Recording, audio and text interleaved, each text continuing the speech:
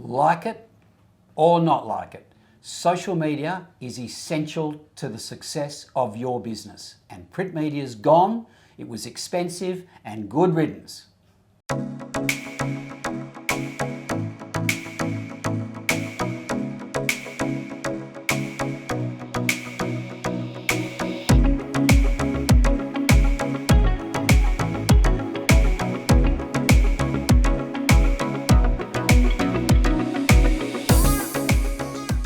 I've invited Nic Fren, CEO and founder of Bespoke Media, in today on our latest one-on-one series because Nic is an industry expert on social media. He started using social media over 10 years ago and was in fact the first agent, I believe, in Australia, building him up a bit here, but he needs to be built up, to sell a property on social media.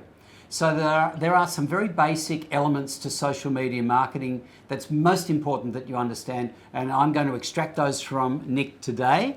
And I'm going to start off, Nic, by asking you a very basic but essential question. Yep. Why do agents need to use social media? Okay, well, number one, thanks for having me on, Paul. I appreciate Welcome. it. Really good question, and I think when I started doing this 10 years ago, social media was selfies and posting holiday shots and things like that, and it was a social platform. 10 years later, it's become a business. It's way we connect with our audience without the sale approach, without the emails, without the prospecting calls, because, you know, as we all know, when we put something out there, we want a response from it. It does give us the tools to engage with our audience in a softer way, and it allows us, and it's a very cost-effective way. So, as you would imagine, 10 years ago, print and things like that, it cost a fortune. Absolutely. And these days, with the facilities and the abilities that these platforms have, it's really important that agents can utilise these channels and reach more people. And print was slow and expensive, as you said. Correct. Social media is immediate. And you can change things at the drop of a hat. I mean, as you know, if you put something in the paper and there was a spelling mistake or an open home time was wrong or something like that, you couldn't edit it. These days, at the drop of a hat, you can quickly go in, change a post, change an ad, and it's measurable. You can reach more people. You can change things as you go along and tweak the campaigns. That's a very good point you've made about being measurable, because as agents, and I've done it myself, you put 10,000 letterbox drops out and then you sit and wait, and am I going to get a response? But you know the responses you get, don't you? Correct. And it allows you to target different audiences. The capabilities these days to what we had 10 years ago. Well, tell us the changes over the last 10 years. Well, back then we didn't have the business pages, we didn't have paid promotions, we didn't have the TikToks and the Instagrams and all that kind of stuff. All I had to rely on was, and this is my personal Facebook page back then, was good quality content. Yep. It was putting stuff out that people wanted to know about, not what we think they want to know about. So as all these changes have come through over the past decade, we've got a lot more facilities and the abilities as far as uploading databases, targeting created audiences, really putting content right in front of the people that we want to target, not necessarily to the masses. Now, that's something that we didn't have the ability to do back when I started. So how far these platforms have come is incredible. And obviously, with the introduction to all these new platforms, like there's TikTok, Instagram wasn't around when I started, Snapchat, it's just ridiculous. Like, the power of these platforms is amazing. People are getting tired of being sold to. They're tired of going on to, and I know what I'm like personally, I go onto Facebook to be entertained. I don't go on there to have products rammed down my throat. And when you look at platforms like Facebook, for instance, it's a lot of sponsored content, and I think people are starting to shift away from that. I think we'll see the rise of platforms like TikTok, where they are, TikTok's a great example, for instance. It's new, it's fresh, it's allowing agents now to build a new audience, a different audience, and I think we'll start to see the rise of micro-influencers.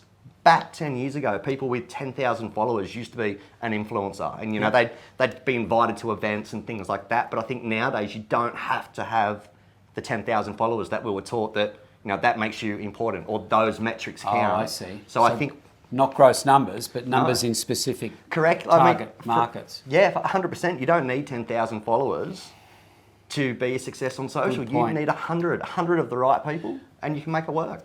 Okay, that's a very good point. Now, he makes a lot of good points. But look, there's so many different social media platforms. Yes. Which ones do agents have to be on? Okay, awesome question. Now, there's a couple of different platforms for a couple of different reasons. Now, I love Facebook and Instagram. They're probably two that work very well for me. And that's because I've uploaded my database and I can create ads and send them out to the masses. So that's basically for the general population, for your marketplace pretty much. But if you're going to look at something, let's say you've got a great investment property that you want to sell, knowing who your audience is on different platforms will really allow you to get the results. For instance, for example, LinkedIn. For me personally, I've got a lot of agents, finance brokers, solicitors on those platforms. So instead of selling the, 3-bedroom lock-up garage, built-in robes, it might be something to the effect of, 5% return. The place has just been fully renovated. It's a healthy sinking fund because the people that are looking at that content are finance brokers. And if they see content going out and they've got clients, let's say, who are pre-approved, that property all of a sudden might be of interest to their client. So you're actually helping somebody else get business. So I think knowing who your audience is on different platforms and being able to tailor different ads. The last thing you want to do is go and put the same thing on each platform because they're different audiences. So that could be driven by the type of property you're selling as well, obviously. 100%. Yeah, definitely. So this is quite specific in the way you approach your marketing, and and I can remember back when I was an agent for decades, you just put the ads out in at large, kept your fingers crossed who might turn up. Yeah. It's far more sophisticated and tailored now, isn't it? 100%. Sorry. Right. Is that where agents get it wrong with social media? They don't really understand how to tailor that and why they need people like you to help guide them through that. And then there's so many platforms you can help them to decide which platform to use. Correct. And look, a great question. I think one of the biggest mistakes I see with agents these days is that putting everything on every channel, not realising you've got different audiences.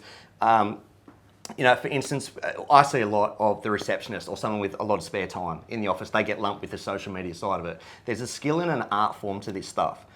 How I did it back in 2014, 2015 when I sold that property through Facebook was I used the pre-launch strategy, whereas I would speak to my owners as far as before we charge you a fortune to put you on the open market, let me put you out to my digital database. And at that time I had about 10,000 people following me.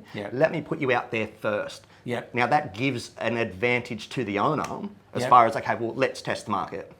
And I think that's the biggest key that we're seeing at the moment. But the other thing too, whereas I do see a lot of agents get it wrong, is not knowing legislation, not knowing that what you put out has consequences. And that's where you do see a lot of these cheaper marketing agencies or the receptionist that is doing it within the office may not be up to speed. The one thing that a lot of people don't realise is social media is marketing. It is marketing. It is actually no difference to the major portals like realestate.com and Domain. If you put something out there, you still have to follow legislation. And I am seeing quite a lot. So you've got to have your paperwork in place. Got to have your paperwork in place, yes. Look, can I just... I think you touched on something really important there when you talked about the receptionist at some offices given that task. Because I think a lot of office principals, and some people viewing today may be feeling that I might be one of those, they don't see it as such an important channel, so they give it to the receptionist or someone that can just get it done.